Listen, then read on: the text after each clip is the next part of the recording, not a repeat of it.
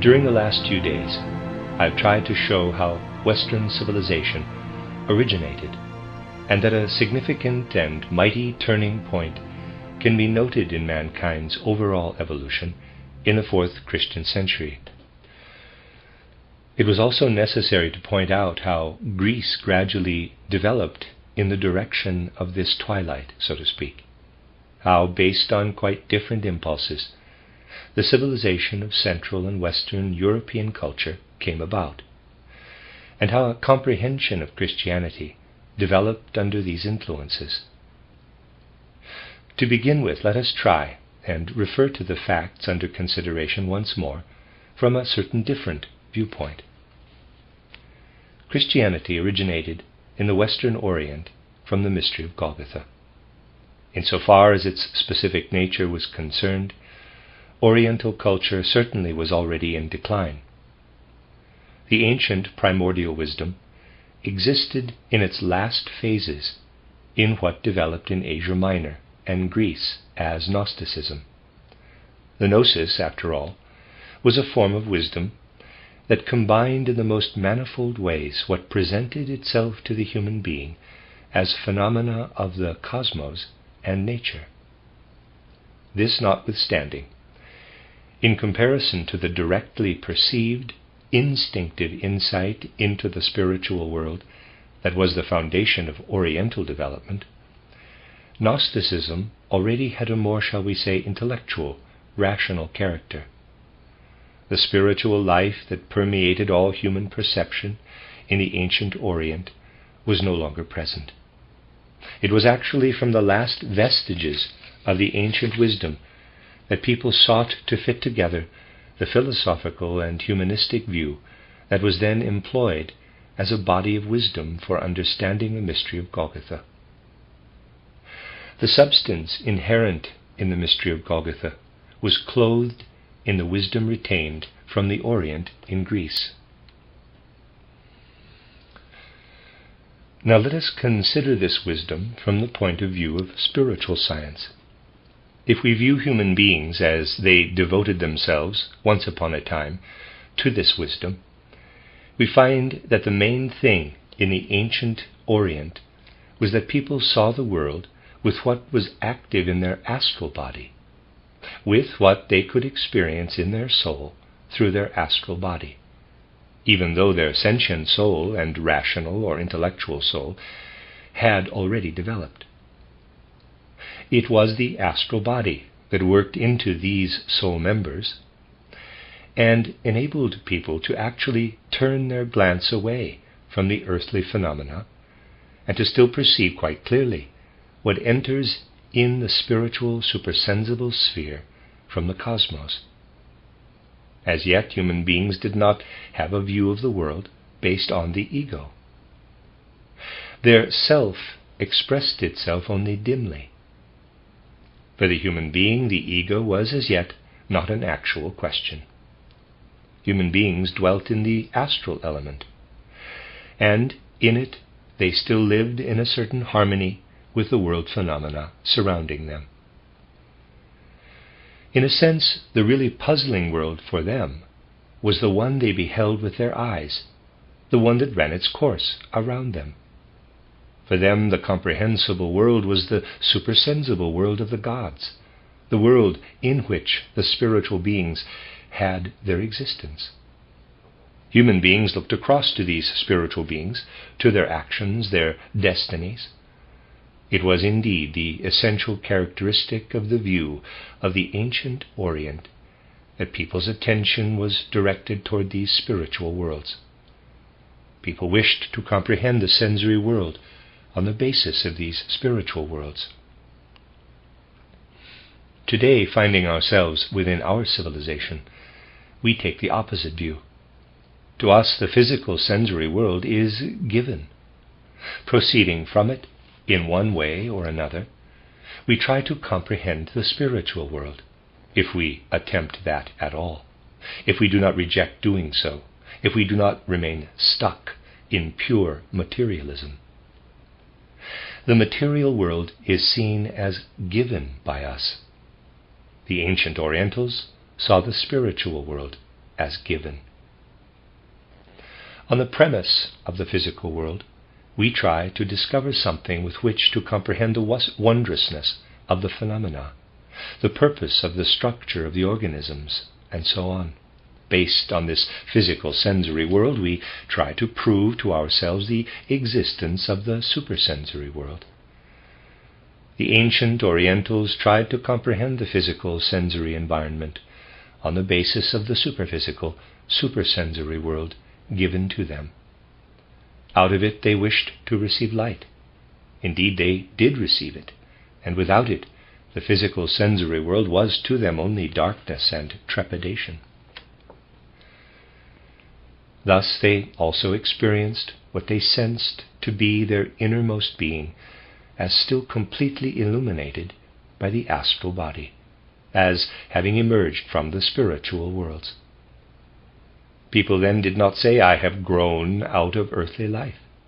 Rather, they said, "I have grown and descended out of divine spiritual worlds.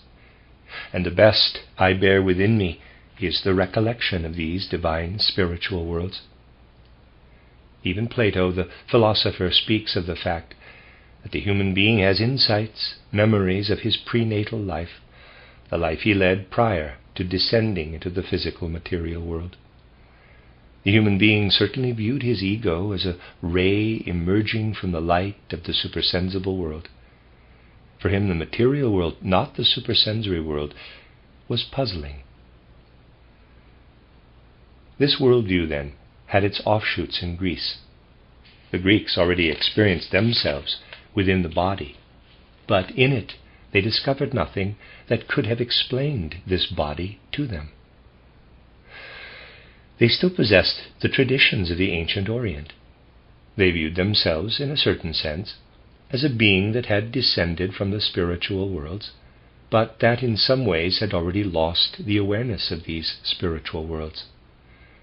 It was actually the final phase of the Oriental life of wisdom that appeared in Greece. And it was on the basis of this worldview that the mystery of Golgotha was to be understood. After all, this mystery presented the human being with the profound, tremendous problem of life, with the question how the supersensible cosmic being from other worlds, the Christ, could have found his way into a human corporeality. The permeation of Jesus by the Christ was the great problem. We see it light up everywhere in the Gnostic endeavors.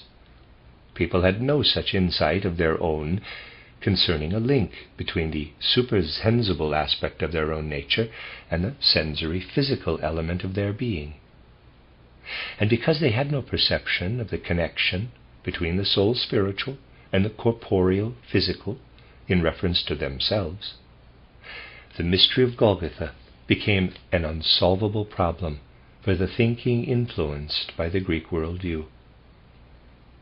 It was, however, a problem with which Greek culture struggled, and to which it devoted its finest resources of wisdom. History records much too little of the spiritual struggles that took place then. I have called attention to the fact that the body of Gnostic literature was eradicated. If it were still available, we would be able to discern this tragic struggle for a comprehension of the living union of the supersensible Christ with the sense-perceptible Jesus. We would observe the development of this extraordinarily profound problem. This struggle was extinguished, however. An end was put to it by the prosaic, abstract attitude originating from Romanism, which is only capable of carrying inner devotion into its abstractions by means of whipping up emotions. The gnosis was covered up, and dogmatism and church council decisions were put in its place. The profound views of the Orient that contain no juristic element were saturated with a form assumed by Christianity in the more Western world, the Western world of that age, the Roman world. Christianity emerged from this Romanism, imbued, as it were, with the legal element. everywhere legal concepts moved in as the Roman political concepts spread out over Christianity. Christianity assumed the form of the Roman body politic, and from what was once the world capital, Rome, we see the emergence of the Christian capital city of Rome. We see how this Christian Rome adopts from ancient Rome the special views on how human beings must be governed, how one's rule must be extended over men. We observe how a kind of ecclesiastical imperialism gains ground because Christianity is poured into the Roman form of government. What had been molded in spiritual forms of conception was transformed into a juristic and human polity. For the first time, Christianity and external political science were forged together, and Christianity spread out in that form. Such mighty forces and impulses dwell in Christianity that they would, of course, be effective and survive despite the fact that they were poured into the mold of the Roman political system. And as the Roman political system took hold of the Western world, side by side with it, the humble narrations, the factual reports concerning what had taken place in Palestine continued on. In this Western world, however, people had been prepared in a quite special way for Christianity. This preparation consisted in the fact that the human being was aware of himself based on his physical nature. He sensed his ego by means of his physical being. Here the difference became evident between the way Christianity had passed, as it were, through the Greek world, which then declined, and the form of Christianity that then turned into the actually political Christianity, the governmental Roman Christianity. Then, more from the northern regions, another form of Christianity emerged that was poured into the northern people, called barbarians by the Greeks and Romans. It streamed into those northern people, who, due to their nature, and in concentrating their own being, so to speak, sensed their ego.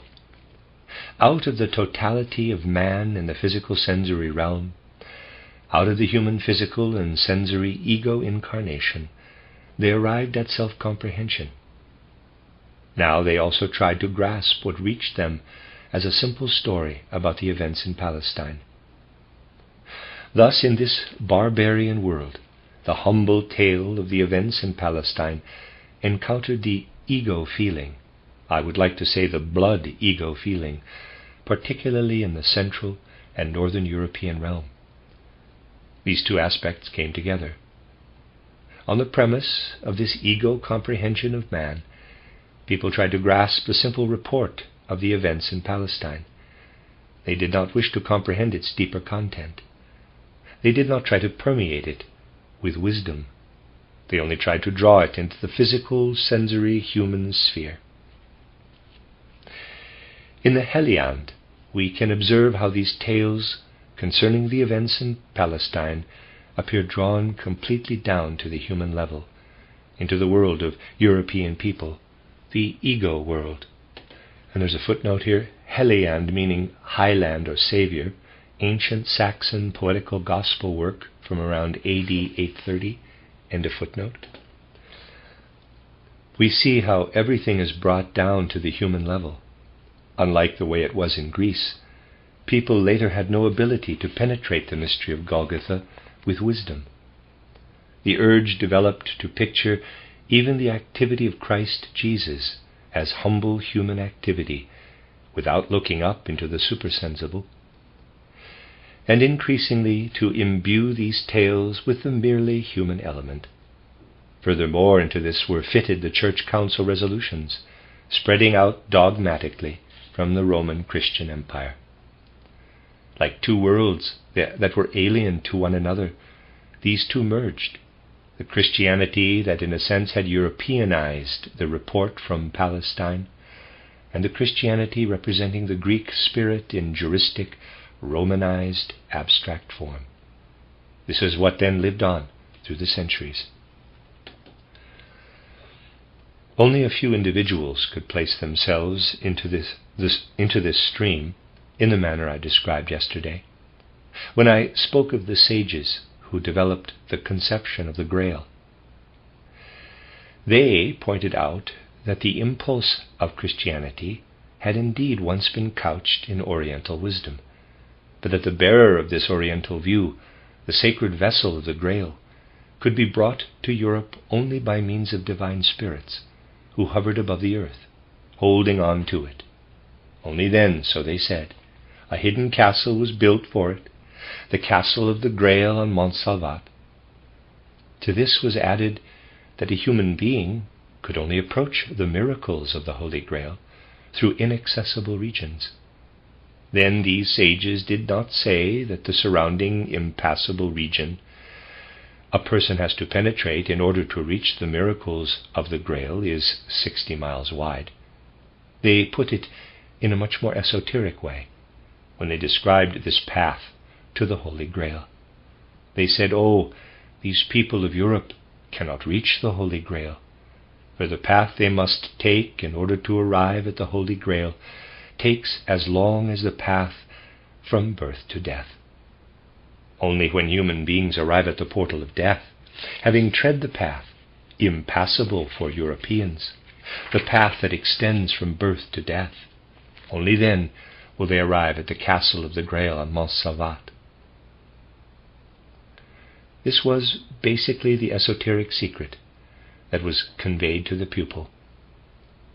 Because the time had not yet come when human beings would be able to discern with a clear consciousness how the spiritual world might once more be discovered, the pupils were told that they could enter into the sacred castle of the Grail only by way of occasional glimpses of light.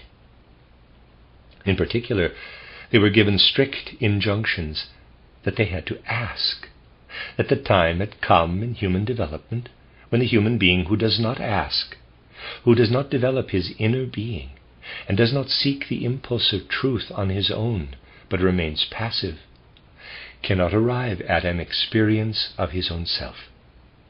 For man must discover his ego by means of his physical organization. This capital I, which discovers itself through the physical organization, must in turn raise itself up by its own power in order to behold itself where, even in the early Greek culture, this self was still beheld, in supersensible worlds.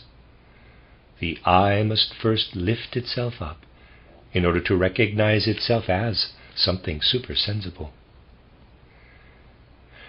In the ancient Orient, people saw what occurred in the astral body. The consequences of former earth lives were beheld in it. This is why one spoke of karma. In Greece, this conception was already obscured. The cosmic events were observed only with dim astral vision. This is why people spoke vaguely of destiny, of fate. This view of destiny is only a diminished, weaker form of the fully concrete conception held by the ancient Orient concerning man's passage through repeated earth lives, the consequences of which make themselves known to experience within the astral body, though only instinctively. Thus the ancient Orientals could speak of karma, developing in the recurring incarnations on earth, the consequences of which were simply present in astral experience. Now the development moved westward to the ego experience. This experience of the ego was initially tied to the physical body. It was egotistically self-enclosed. The first ego experience dwelt in dullness, even when it contained a strong impulse toward the supersensible worlds. Parsifal, who undertook his pilgrimage to the Holy Grail, is described as a dim-witted man. It must be clearly understood that when the Mithras worship spread across the West from the Orient, it was rejected by the West. It was not comprehended. For he who sat on the bull, who was to become the victor over the base forces, experienced himself, after all, as emerging from these lower forces.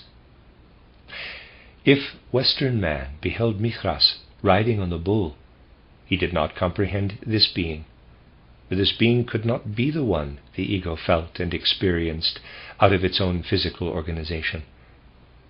An understanding for this riding Mithras faded away and disappeared. It can be said that all this had to come to pass, for the ego had to experience its impulse in the physical organization. It had to connect itself firmly with the physical organization. But it must not allow itself to become set in this firm experience within the physical organization. It was a profound reaction to the Orient's treasures of wisdom when the West increasingly aimed for what developed out of the purely physical element. This reaction was a necessity. Any number of views did come together in Europe to make this reaction a very strong one, but it was not proper for it to extend into this spiritual striving for more than a few centuries. A new spirituality has indeed emerged since then in the first third of the 15th century, but it was an abstract spirituality, a sublimated, filtered spirituality. Human beings took hold of physical astronomy and physical medicine, and to begin with, they had to have this stimulus based on the ego impulse sensing itself in the physical element. But it must not continue to become firmly set in European civilization if this European culture wishes to avoid its decline. Truly, more than enough forces of decline are present, vestiges which should only be vestiges and which should be recognized as such. Just remember how the most up-to-date theology, I have often emphasized this, has lost the faculty for comprehending Christ. Increasingly, it has arrived at the point of turning Christ, Jesus, completely into an earth being, a human being. It has put the, quote, humble man from Nazareth, close quote, in the place of Christ Jesus. Proceeding from Romanism, out of a materialistically oriented principle of authority, the living spirituality, by means of which the human being can really become familiar with the mystery of Golgotha, was lost more and more. And observe how in modern times a science is developing that tries to comprehend everything external, but that does not wish to penetrate to the human being. As a result of this science, see how impulses arise in society that try only to bring about a human physical order, but that do not want to penetrate the human physical structures with any divine spiritual, supersensory spiritual impulse. During all this, it is as if in human souls, in a few human souls, there remained an individual glimpse of light. When a ray of the astral element, still dwelling within them, combined with the ego, these individuals received such glimpses of light. It is part of the most impressive phenomena of modern Europe, when we observe how out of the East there resounds a mighty admonition in the religious philosophy of Soloviev, a religious philosophy steeped, so to speak, in Eastern sultriness. But something resounds from there to the effect that a supersensible spiritual element must permeate the earthly social order. In a sense, we see how Soloviev dreams of a kind of Christ state. He is capable of that because within him are the last vestiges of a subjective astral experience illuminating the ego. Compare these dreams of a Christ-permeated state with what has been established in the East, accompanied by the negation of all spiritual elements, something that harbors only forces of decline. What an overwhelming, colossal contrast. The world should pay attention to such a colossal contrast. If people had already today sufficient objectivity to observe these things, they would be able to see on the one hand the one who raises the demand of the Christ-permeated state the Christ-permeated social structure, Soloviev. They would view him as somebody still stimulated by the Oriental element and casting, so to speak, a final spark into this Europe growing torpid in order to revive it again from this viewpoint. On the other hand, Tsar Nicholas, or his predecessors, could well be placed together with Tsar Lenin. The fact that they give a vent to different ideas in the historical development of mankind does not constitute a fundamental difference between them. What matters are the forces living in them and shaping the world, and the same forces dwell in Lenin that dwell in the Russian Tsar. There really is no fundamental difference.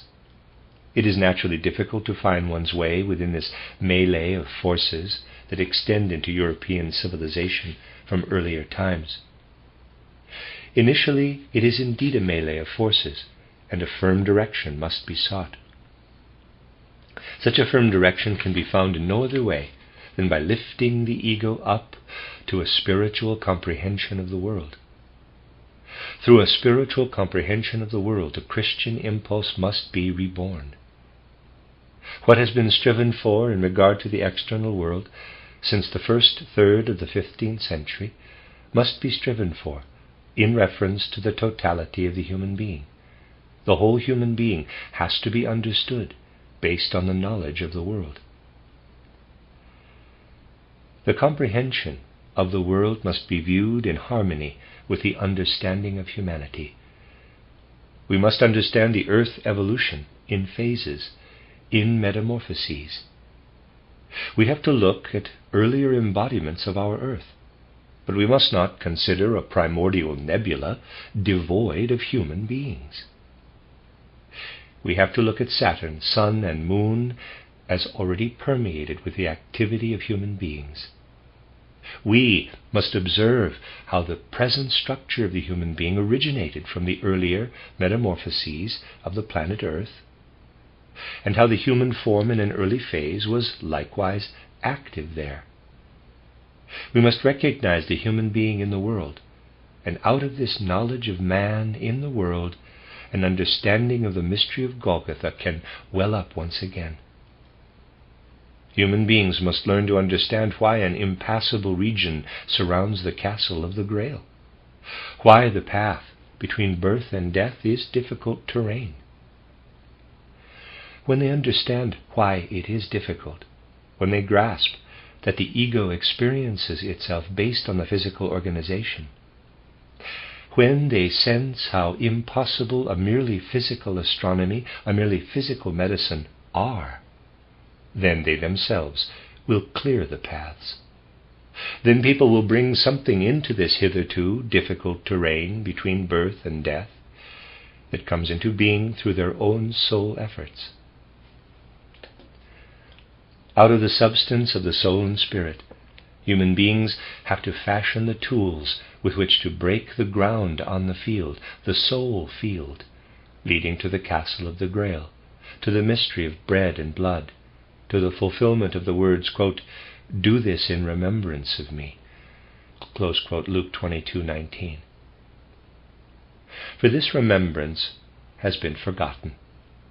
People are no longer aware of what dwells in the words, "Do this in remembrance of me." For this is truly done in remembrance of the mighty moment of Golgotha, if the symbol of the bread, that is, what develops out of the earth through the synthesis of cosmic forces, is understood. It is done rightly if we understand once again how to comprehend the world through a spiritualized cosmology and astronomy. And if we learn to comprehend the human being based on what his extract is, namely, the element where the spiritual directly intervenes in him, if we grasp the mystery of the blood, through work on the inner being of the human souls, through work on the inner being of human souls, the path must be discovered that leads to the Holy Grail. This is a task of cognition. This is a social task. It is also a task that to the greatest extent possible is hated in the present. For due to being placed within the ego education of Western civilization, human beings develop above all a longing to remain passive inwardly in the soul, not to allow earthly existence to give to them what could bring progress to their souls. The active taking hold of the soul forces, the inward experiencing, and this does not necessarily mean occult development, but merely the experience of soul nature in general. Yet this is something European humanity does not like. Instead, it wishes to continue what was natural for the epoch directly preceding it, namely the ego development, which does, however, lead to the most blatant egotism, to the blindest raging of instincts, when it is extended beyond its own age. This ego feeling, extending beyond the time properly assigned to it, first of all has penetrated the sentiments of national chauvinism. It appears in national chauvinism. From these feelings arise the spirits who wish to keep the path to the Holy Grail in an impassable condition. But it is our obligation to do everything that can be done in order to call human souls to activity in the area of knowledge as well as in the social sphere. Yet all those forces, filled with hatred against such activity of the soul, emerge in opposition to such a call. After all, haven't people been conditioned long enough so that they concluded we must consider heretical all our own soul efforts to free ourselves from guilt? We must properly cultivate the awareness of sin and guilt. For we must not progress by means of our own efforts, but must be redeemed in passivity through Christ. We fail to understand Christ if we do not recognize Him as the cosmic power that completely unites with us, when through questions and inner activity we work our way through to Him. Everywhere today, from the denominations, from theology, and those who are always connected to theology, from the military and science, from all this, we see arise those powers today that try to obstruct the path of inner activity. For a long time, I have had to call attention to the fact that this is the case. And I have had to say again and again, the arising opposing powers will become more and more vehement. Indeed, to this day, this has certainly come true. It is definitely not possible to say that the opposition has already reached its greatest strength. Not by a long shot has it attained its culmination. This opposition has a strong organizing power in concentrating together all the elements that, while they are in reality destined to decline, can obstruct in their very decline, for the time being, everything working with the forces of upward striving progress.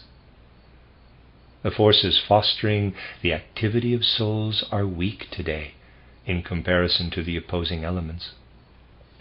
Those forces that, based on the comprehension of the spiritual world, try to turn the progressive forces into forces of their own soul, are weak. The world has taken on an Ahrimanic character, for it was inevitable that the ego, having comprehended itself in the physical element, is taken hold of by Ahrimanic forces, if it remains in the physical element and does not lift itself up at the right time to a spiritual understanding of itself as a spiritual being. Indeed, we see this process of usurpation by the Ahrimanic powers. We observe it in the fact that little as the sleepy souls would be willing to admit this, an actual tendency toward evil is making itself felt everywhere today.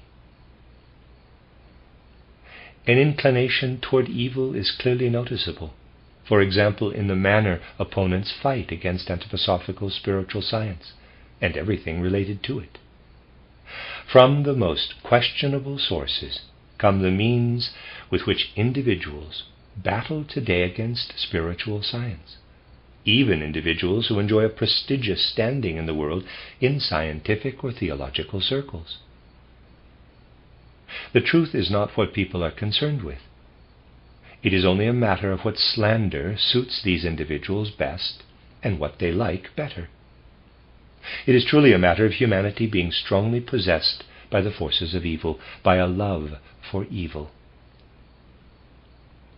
Those who are unable today to reckon with this tendency for evil, with this ever-increasing love for evil in the battle against anthroposophy, will not be able to develop a feeling, an awareness of the kind of opposing forces and powers that will yet arise in the future. For years, reference has been made to this ever-increasing development. If nothing more can be attained than a clear feeling of it, then this clear feeling, which is after all also a force, must at least be maintained. We have to look into the world and be aware of the way it surrounds us. With a sober mind, we must realize what is really facing us in the filthy slander that is now emerging from among our opponents, and that is the more impressive, the more tarnished its source. It is really necessary to become acquainted with this particular tendency, with this love of evil that will become more and more prevalent. It is truly necessary not to wallow groggily in excuses that the opponents are convinced of what they say. Do you really believe that in individuals, such as the one who has emerged as the newest opponent against anthroposophical spiritual science, even the possibility for an inner force of conviction is present? Not even the possibility of conviction is present in him. He acts out of quite different, deeper motives. It is indeed a clever move to seek particularly in this direction, to seek for the manner of viewing things that is based on fooling the opponent. Who is the better commander? He who can best fool the enemy. But when this principle is transferred to the means of battling against truth, then such a battle is a battle of the lie, of the personified lie against truth. We must realize that this battle of the personified lie against truth is capable of anything, that it will definitely attempt to take away from us what we have tried and are still trying to attain in the way of outward supports, in order to find bearers of truth in this civilization. It is not exaggerated to say that there exists the most profound and thoroughgoing wish to deprive us of the Waldorf School and this building.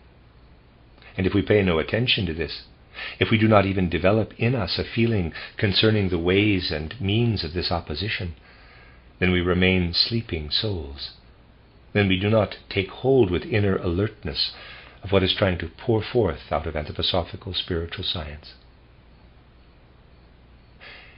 Basically, we should not be surprised now that the opponents could turn out the way they did, for that could have been known long ago. The overwhelming impression for us today, certainly, is that there are too few individuals who can be active representatives of our spiritual movement.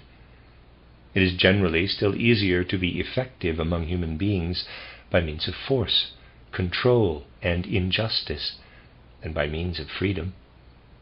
The truth that is to be proclaimed through anthroposophical spiritual science is permitted to count only on human freedom. It must find people who ask questions. One certainly cannot say, "Why doesn't this truth possess in itself the strength to compel human souls by virtue of divine spiritual power?" It does not wish to do that. It cannot do that. The reason is that it will always consider inner freedom, the freedom of the human being in general, to be something absolutely inviolable. If the human being is to come to anthroposophy out of his own judgment, he must become one who asks questions. Out of the innermost freedom of judgment, he must convince himself.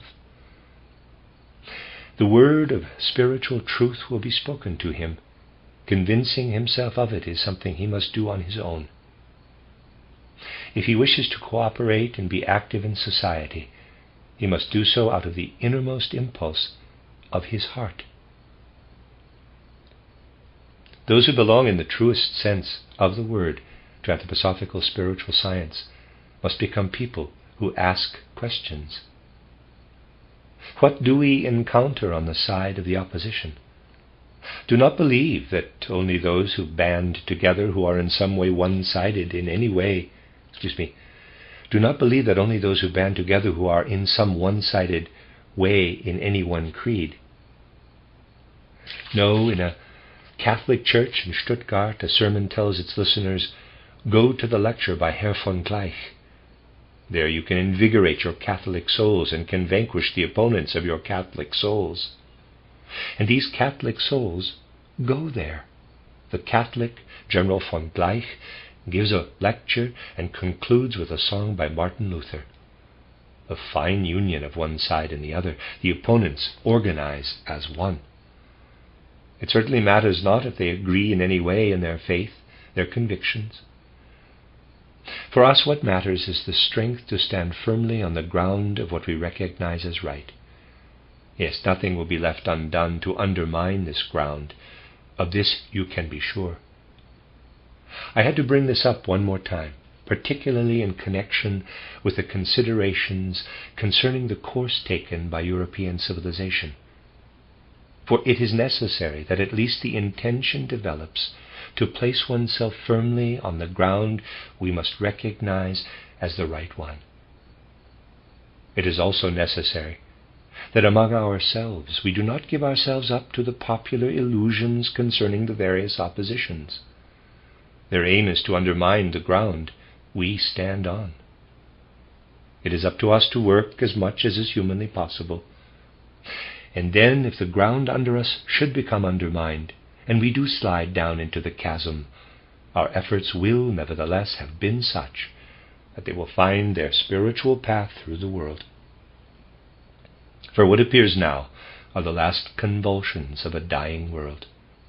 But even if it is in its last throes of death, this world can still strike out like a raving maniac, and one can lose one's life due to this frantic lashing out.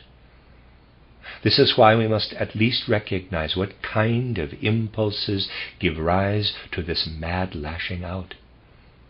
Nothing can be achieved by what is timid. We must appeal to what is bold. Let us try to measure up to such an appeal. I had to include this so that you would sense that we face an important, significant, and decisive moment, and that we have to consider how we are to find the strength to persevere.